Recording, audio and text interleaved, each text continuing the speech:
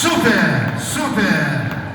Bak bizim Azerbaycanımızın bu Novruz bayramında siz buraya gelende yolda Kosayla keçəni görməmisiniz. Görmüsünüz. İnşallah onlar Kosayla keçəni görürlər.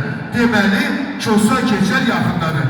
Elə isə birlikdə Kosa və keçəni çağıraq, onlar şənliyimizə tez gəlsinlər. Deyirik, Kosa keçər, Kosa keçər.